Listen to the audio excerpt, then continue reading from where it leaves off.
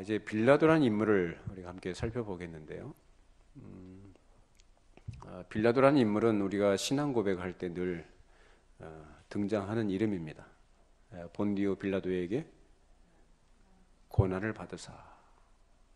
지옥에서 이 빌라도가 우리 신앙 고백을, 교회가 늘 하는 이 신앙 고백을 할 때 그 어떨까요? 사실 빌라도라는 그 총독이라는 것이 사실 별거 아니거든요.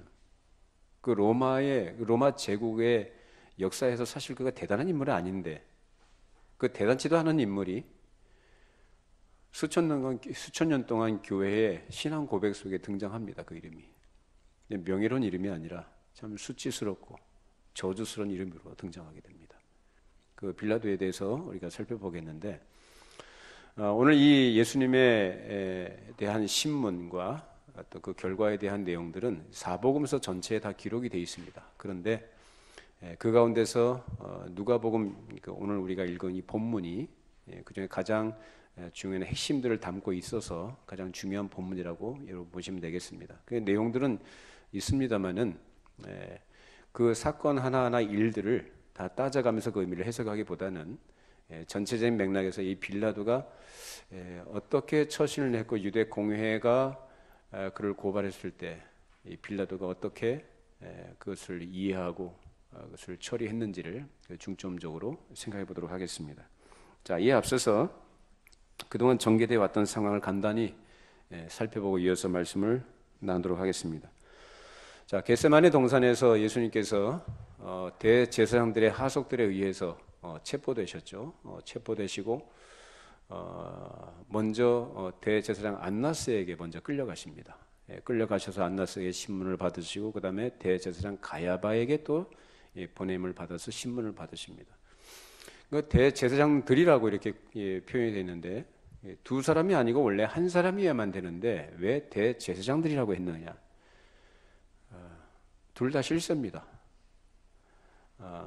안나스는 장인 어른이고 가야바는 그 사위입니다.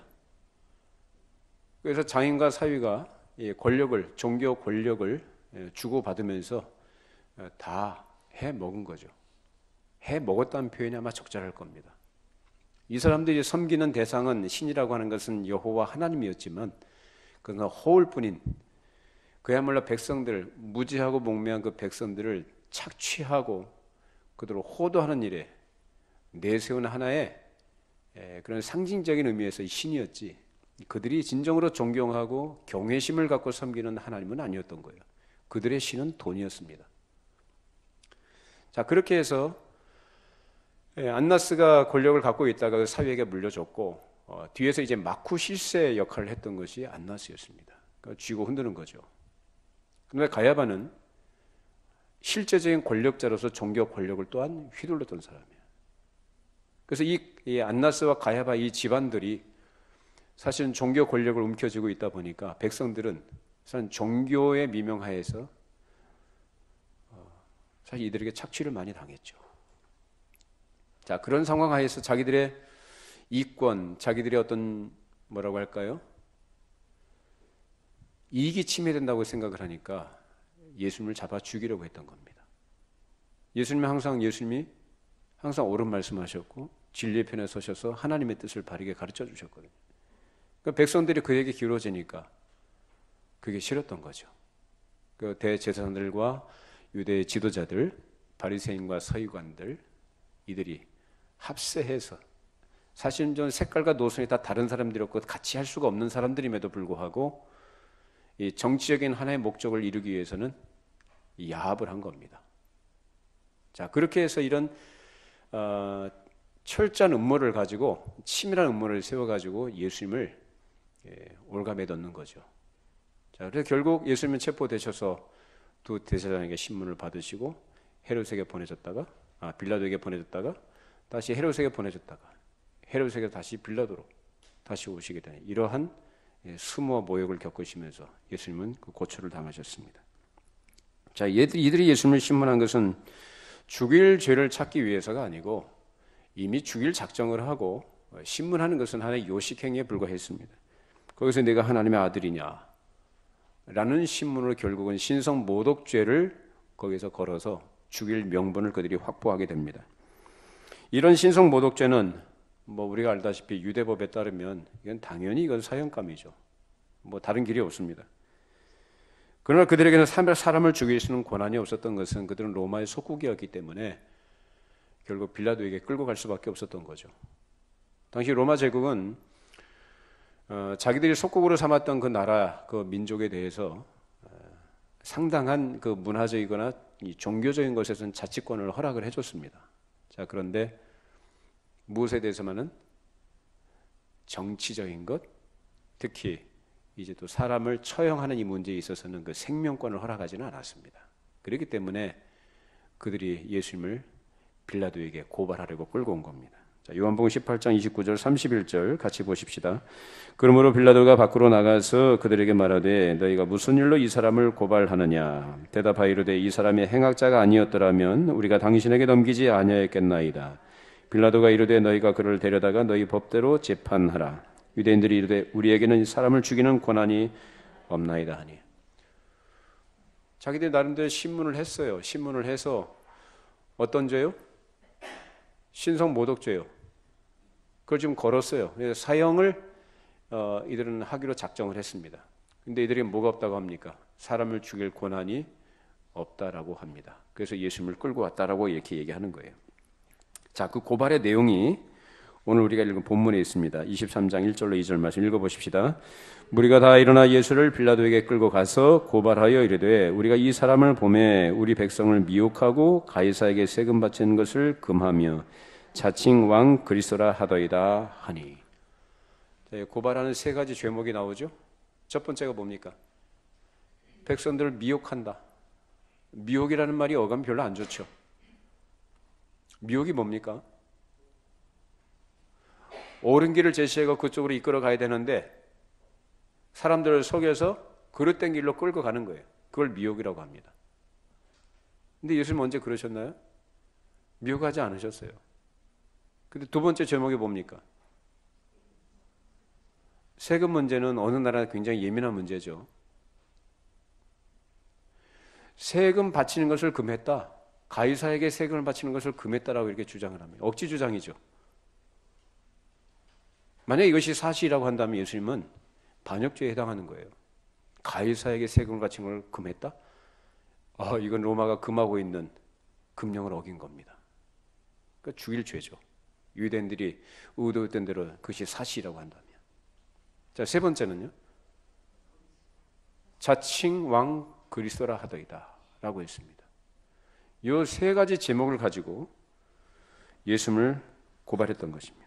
그들은 빌라도가 어떻게 해서든지 예수님을 석방하는 것을 막고 자기들과 똑같은 마음을 가지고 반드시 예수님을 사형시키지 않을 수 없도록 해야 했던 것입니다. 그래서 죽이지 않을 수 없는 죄목을 세 가지로 나랬던 것입니다.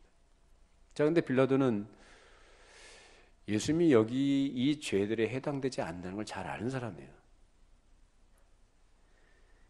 이들은 예수님을 시기해서 죽이려 한다는 것을 빌라도는 알고 있었던 것이고, 그래서 빌라도는 이 사건을 적당히 이제 무마해서 넘기고 예수님을 몇 대 때려서 그냥 석방하려고 했던 것입니다. 자, 누가복음 23장 22절 말씀 읽어보십시다. 빌라도가 세 번째 말하되 이 사람이 무슨 악한 일을 하였느냐? 나는 그에게서 죽일 죄를 찾지 못하였나니 때려서 놓으리라. 뻔한 거죠. 그러니까 빌라도가 볼 때 예수님에게서는 죽일 죄가 없는데 이들이 끌고 왔단 말이에요. 그래서 그냥 적당히 몇 대 때려서 풀어주려고 했던 것입니다. 이것이 바로 로마의 법정신이에요. 로마의 법정신은 죄가 없는 사람을 죽일 수가 없는 거거든요. 죽여서는 안 된다는 것이 로마의 법정신입니다. 로마의 총독이고요. 그리고 법을 집행하는 집행자로서, 그리고 로마의 법정신이 어떤 것인지 잘 알고 있는 사람으로서 이 빌라도는 그렇게 처리하려고 했던 것이죠.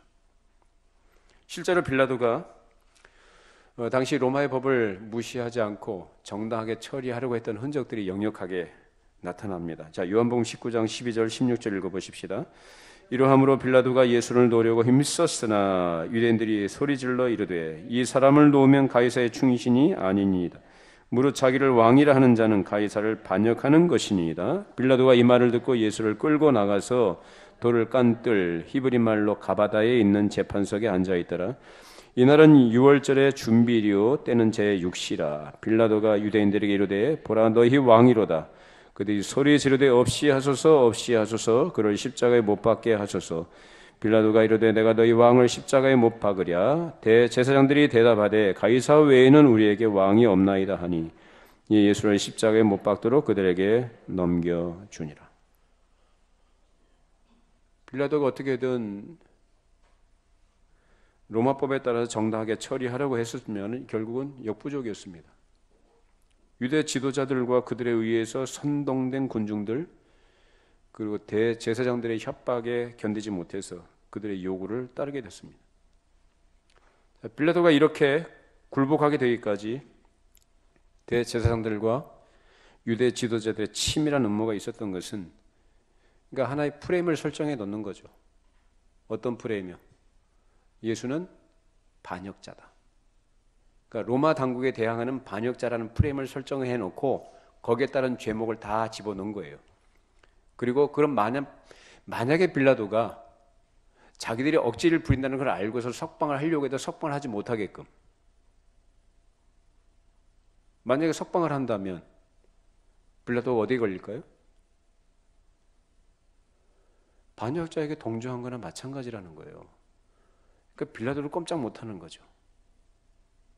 그래서 이런 프레임 속에서 이들은 빌라도를 압박해 나간 겁니다. 그래서 이에 대해서 빌라도가 내가 너희 왕을 십자가에 못 박아야 되겠느냐라고 하니까 대제사장들 하는 말이 뭐라고 했습니까? 가이사 외에는 우리에게 왕이 없나이다.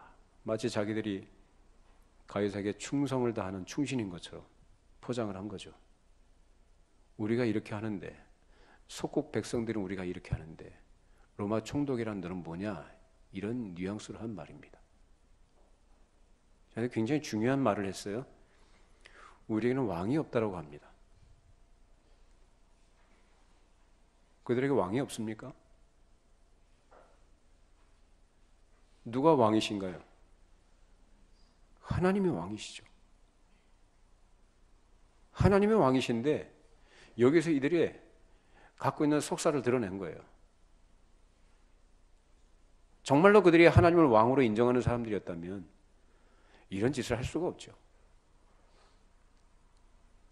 그들의 왕은 가이사도 아니에요. 뭐였어요? 가이사는 그냥 허울 저는 왕으로 내세운 거고 그 중심엔 뭐가 있어요?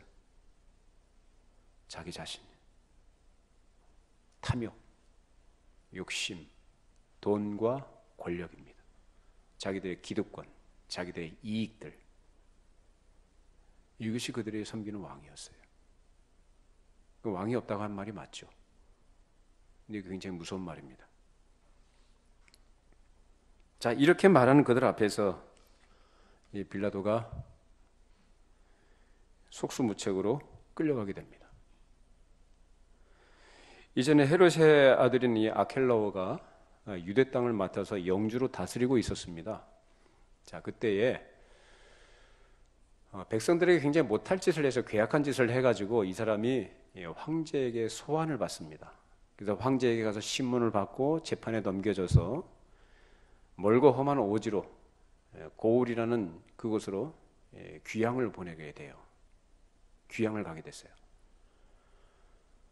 자, 이런 사실을 잘 알고 있었던 유대인들이 빌라도를 압박을 하는 거죠. 너도 잘못하면 그 꼴 난다. 그렇게 귀향을 보낸 다음에 로마 황제가 파견한 사람이 바로 총독이라는 자리거든요. 그래서 지금까지 총독들이 그 역할을 했었는데 그 총독들을 계승한 사람이 바로 이 빌라도 총독이에요. 그러니까 자기가 지금 다스리고 있는 그 유대 땅의 그 역사들, 그 전례를 왜 모르겠어요? 왜 총독이 부임하게 됐는지 그 스토리를 왜 모르겠습니까? 알죠. 잘 알죠. 그러니까 이 유대인들이 빌라도가 가지고 있는 그 약점들, 그런 것들을 이용을 해서 그를 압박을 한 것입니다. 그래서 황제의 말 한마디면은 자기 자신도 끝난다는 것을 알고 있었고 유대 지도자들이 그것을 이용했던 것이죠. 그렇기 때문에 이 세 가지 고발의 제목이 빌라도를 올가매는 중요한 내용들이었던 것입니다. 그럼에도 불구하고 빌라도가 정말로 로마의 법 정신에 충실한 사람으로서 모든 것을 공정하고 정당하게 처리하려고 했다고 한다면 이들이 말한 것이 과연 사실이라는 것을 조사를 해야 되겠죠. 조사를 해서 사실 여부를 따져서 그것이 사실이라고 한다면 사실에 근거해서 판결을 하는 것이 맞는 거죠. 근데 빌라도는 그렇게 안 합니다. 처음에 빌라도가 볼 때 예수님에게선 그런 증거들이 하나도 안 나오니까 그에게 죄가 없다라고 이렇게 얘기를 했었어요. 실제로 예수님께서 이 땅에 오셔서 공생애를 생활하실 때 많은 사람들이 예수님을 추종하고 따랐죠. 많은 무리가, 군중들이 예수님을 따라다녔습니다. 인간적으로 예수님이 마음만 먹었으면은 자기들을 따르는 그 수많은 사람, 수천 명, 수만 명의 사람들을 선동을 하거나 정치적으로 이용을 해서 정치적 목적을 달성하려고 했겠죠. 근데 예수님이 그런 적이 있나요? 한 번도 없습니다. 그럴 마음도 없으셨고 그럴 수도 없으셨던 분이고 행하지를 않으셨어요. 오히려 예수님께서 가시는 곳마다 많은 사람들이 있었지만 평온했습니다. 불안하거나 소요가 일어나지 않았어요. 항상 평온했습니다. 그것이 바로 예수님이셨습니다. 자, 여태까지 지금 빌라도는 예수라는 젊은 청년이 다니는 곳마다 그렇게 많은 사람들이 따라다닐 것도 왜 모르겠어요. 다 알죠. 소요를 일으킨 적도 없고 사회 불안을 조장한 적도 없고 정치적 선동을 한 적도 없어요. 근데 이제 와서 무슨 마치 소요가 있었던 것처럼 이렇게 고발을 하니까 빌라도가 속으로 어떻게 생각하겠어요? 이게 진짜인가 가짜인가? 거짓으로 고발한 걸 알죠. 시기에서 잡아왔구나 라고 아는 겁니다. 그러니까 속으로 어떤 생각이 들었겠어요? 겉으로야 말은 안 하지만 속으로 욕했겠죠. 아유 이것들. 자, 그러면 두 번째 이제 세금 문제인데 예수님 마지막 그 주간에 가이사의 것은 가이사에게 하나님의 것은 하나님께 바치라 라고 이렇게 말씀하신 적이 있죠. 언제 예수님께서 세금을 바치지 말라고 했습니까?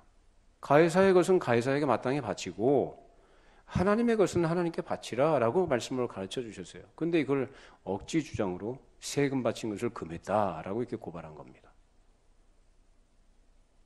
만약에 예수님께서 세금을 바치지 말라고 말씀하셨다고 한다면 그 말씀하신 대로 백성들이 따랐을 거 아니에요. 그죠? 그럼 백성들이 세금 안 바치는 이런 운동이든지 그런 움직임이 있었다고 한다면 로마 당국이 가만히 있었겠습니까? 이건 반역이에요. 당장 체포해서 반역죄로 처벌을 하죠. 근데 그런 일이 있었습니까? 한 번도 없었습니다. 예나 오늘날이나 이 사회는 정보원들이 있습니다. 사회 요소에서의 사람들을 심어놔가지고 정보를 다 취합을 해서 정세 판단을 하거든요. 그 당시에도 빌라도가 그런 정보원들이 없겠습니까?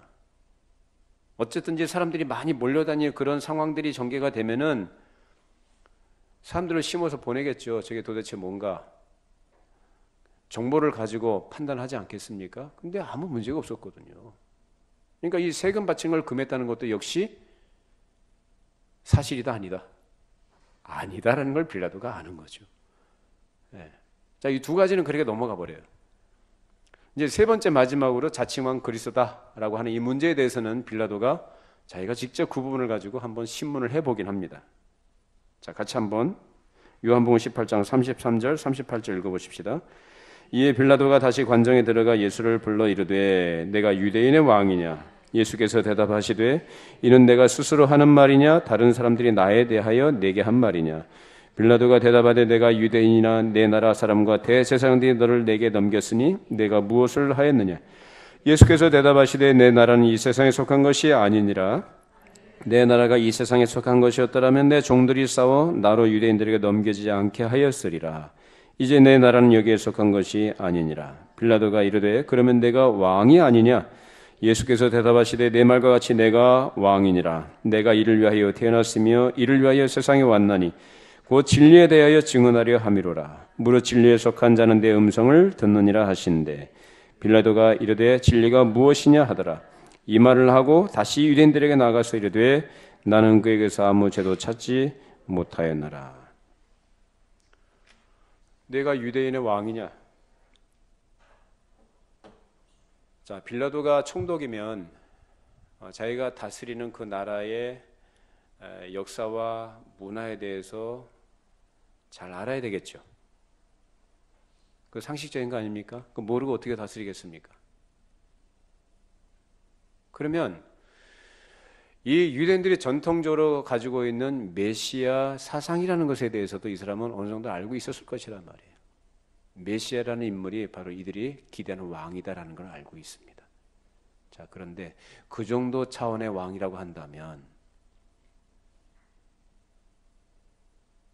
그걸 가지고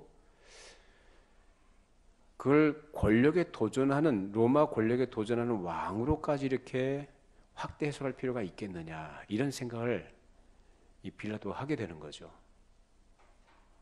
이것이 정말로 엄중하게 로마 황제든지 그 권력에 도전하는 정치 세력으로서의 왕이라고 주장한다면은 더 볼 거 없거든요. 그냥 죽여버리면 되죠. 근데 지금 빌라도는 그렇게까지는 아니다라고 지금 판단하고 있는 거예요. 단지 그들이 얘기하고 있는 종교적인 차원에서 유대의 전통 사상에 의해서 그들이 가지고 있는 왕으로 그들이 인식하고 있다는 것을 그건 이해를 하고 있습니다. 그러니까 도전자가 아니에요. 유대인의 왕이라는 이 표현은 도전자로서의 왕이 아니라 유대인들의 그런 개념 하에서 왕으로 이렇게 등장한 인물이다라고 이렇게 생각하고 있는 거죠. 그렇기 때문에 가이사의 통치권에 도전한다는 말로 해석하는 것은 무리라라는 것을 확인하기 위해서 다시 재차 신문을 했던 것입니다. 그런 그에게 예수님께서 실제로 뭐라고 하십니까? 내 나라는 여기에 속했다? 아니다. 아니다. 내 나라는 이 땅에 여기에 속한 게 아니다라는 거예요. 나는 뭐하러 왔다? 진리를 위해서 왔다. 진리를 전하러 온 내가 왕이다라고 이렇게 말씀하십니다. 만약에 내가 이 땅에 그것이 아니라 이 세상에 속한 나라를 취하기 위해서 이 세상의 왕으로 내가 왔다면 내 종들이 가만히 있었겠느냐라는 거예요. 싸워서 나를 유대인들에 넘겨주지 않았을 것이다. 근데 그거 아니지 않느냐. 네가 생각하는 것처럼 그런 개념의 왕이 아니다 라고 이렇게 말씀하십니다. 그러면서 하신 말씀이 뭐라고 합니까? 진리에 속한 자는 내 말을 듣는다. 진리에 속한 자는 내 말을 듣는다. 내 양은 나를 알고 내 음성을 듣고 나를 따른다 라는 말씀하고 같습니다. 진리에 속한 자는 주님의 말씀을 듣습니다. 자, 그런데 이 말씀을 하시니까 빌라도가 뭐라 그래요? 진리가 무엇이냐? 라고 해놓고 예수님의 대답을 기다리지도 않고요. 들으려고도 하지도 않고 밖으로 나갑니다. 신문 마치고. 그러니까 진리가 무엇이냐라는 건 정말 진리를 알고 싶어서예요? 아니요. 비아냥거리듯이 한 말입니다. 전혀 진리에 대한 관심이 없는 사람이에요. 뭐에만 관심이 있어요? 자기 자리 지키는 것. 자기 자리를 보장받는 것. 거기에만 관심 있는 사람이에요. 그러니까 예수님 말 안 듣죠. 진리에 속한 자가 아니에요. 그래 밖에 나가서 하는 말이 나는 그에게서 죽일 죄를 찾지 못했다. 그에는 죄가 없다. 무죄다. 라고 이렇게 선언을 했습니다. 자, 이것이 바로 유대 지도자들이 고발한 세 가지 죄목에 대한 이 빌라도의 생각입니다. 죄가 있다 없다? 없다. 분명히 자기가 그렇게 여러 번 얘기했어요. 그러나 그렇게 생각하던 빌라도가 차츰차츰 이 악인들의 음모 속으로 끌려 들어가서 결국은 이 악인들과 같은 결론에 이르게 됩니다. 처음에 시작했을 때는 로마 제국이 가지고 있는 법 정신을 살려서 정당한 법 집행관답게 처신을 하려고 했지만 재판 기간에 그렇게 변한 겁니다. 그 재판 기간이라고 해봐야 몇 시간이에요? 새벽 4시경이나 뭐 6시경. 그 정도 사이에 그렇게 차츰차츰 얽혀 들어간 겁니다. 유대 공예는 어떻습니까? 하나님을 섬긴다고 하고 그렇게 율법을 강조하고 백성들에게 율법적 생활을 그렇게 가르치던 그 공회, 그 정의를 내세웠던 대제사장들이나 공회가 얼마나 위선적이고 악질적이고 악랄했는지 그것이 여실히 드러납니다. 그리고 공정하고 정의를 따라야 될 한 국가의 기관이 참 잘못을 해도 그렇게 잘못을 저지를 수가 없는 건데 야합을 해서 잘못된 판단을 내리고 거기에 동조를 합니다.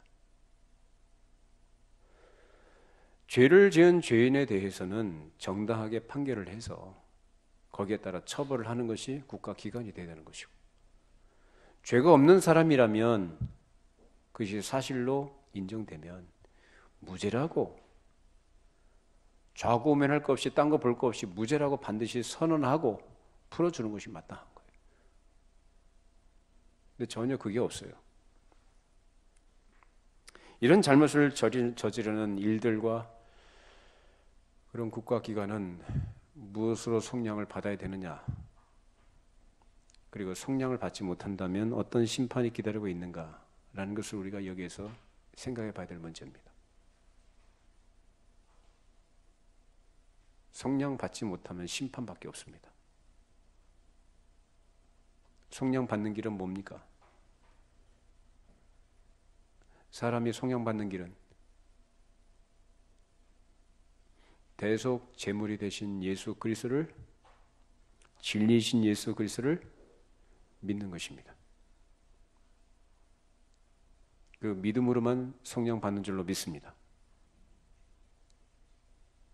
근데 이들은 믿어요, 안 믿어요? 안 믿어요. 진리에 속한 자는 내 말을 듣는다라고 말씀하셨는데 빌라도가 진리를 안 들어요. 예수님 안 들어요. 말씀 안 들어요. 유대 지도자들 그동안 수없이 예수님께서 많은 말씀을 하셨고 가르쳐 주셨습니다. 공생의 사역을 하시면서 충분히 믿을 만한 증거들도 많이 주셨습니다. 근데 이들이 주님의 말씀을 들어요, 안 들어요? 안 들어요. 믿을 만한 증거가 없었다? 증거가 없었다면 몰라도 차고 넘칩니다, 증거들이. 나의 눈을 감아버리고 귀를 닫아버리고 마음을 닫아버려요. 오로지 생각하는 것은 자기들의 기득권을 유지하는 것, 백성들의 인기, 백성들의 관심, 백성들의 지지를 등에 업고 이 세상에서 부귀 영화를 누리는데 온통 관심이 있던 자들이 뭘 이용했어요? 종교라는 것을 이용을 했어.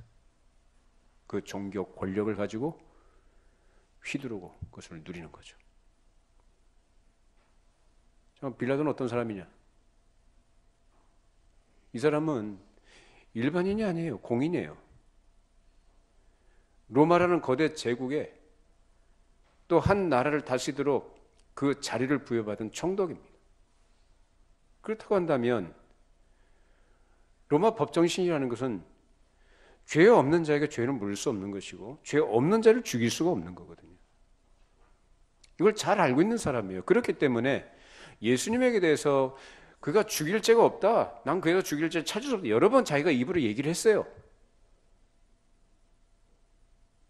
명백하게 알고 있고 아니다고 알고 있는데 어떻게 돼버립니까?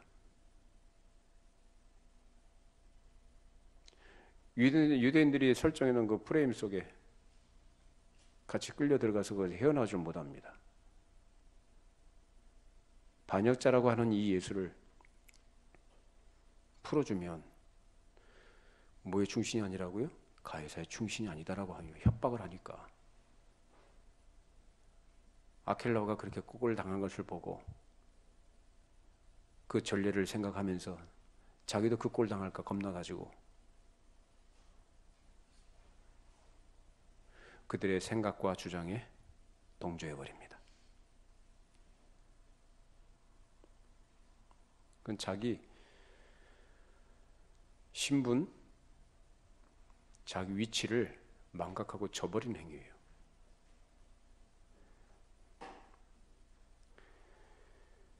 나는 법을 처음에는 잘 지키려고 바른 정신으로 바른 방향을 향해서 갔지만 악인들의 회유와 위협에 이끌려서 나중에는 완전히 그 반대의 결과를 내고 말았습니다. 가벼운 형을 선고하려고 했던 것도 아니고 예수님을 석방하려고 했지만은 이제 석방이 아니라 죽여도 아주 끔찍하게 참혹한 죽음으로 예수님을 몰아갔습니다. 그래놓고 나중이라도 그 법적 책임을 모면하기 위해서 물로 손을 씻습니다. 유대인들 앞에서 물로 손을 씻으면서 뭐라고 합니까? 이 사람의 피에 대해서 나는 무죄하다. 너희가 당해라. 아주 교활하죠. 이렇게 무책임할 수가 있나요? 그 말을 받은 유대인들도 뭐라고 합니까? 그 피를 우리와 우리 자손들에게 돌릴지어다. 사람이요, 하나님이 어떤 분이신지 모르면요 이렇게 간이 부어요. 그게 얼마나 무서운 말인지를 지들이 말로 하면서도, 입으로 얘기하면서도 몰라요.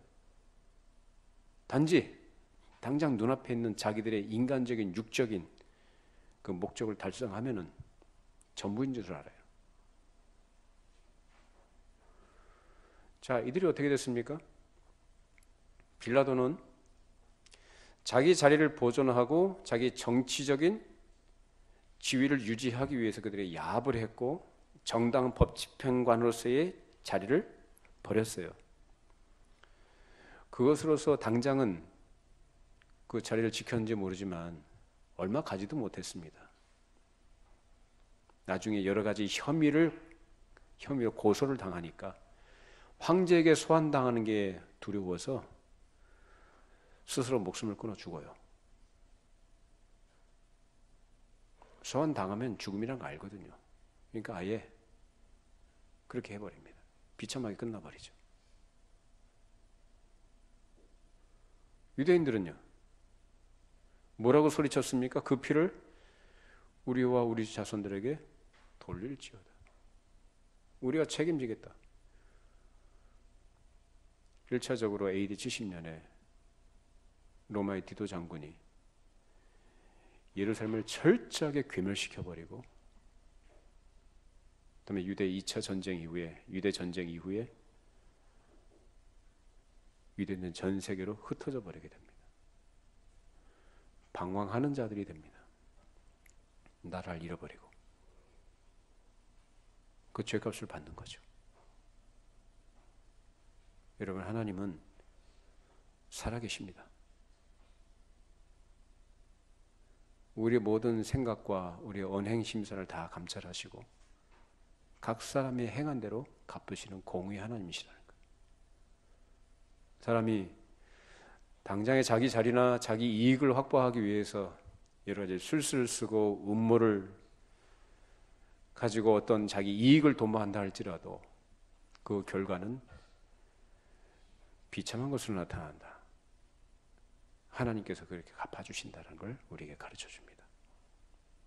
오늘 이 이야기를 통해서, 이 말씀을 통해서 하나님께서 우리에게 깨닫게 하시는 몇 가지가 있으리라 생각을 합니다.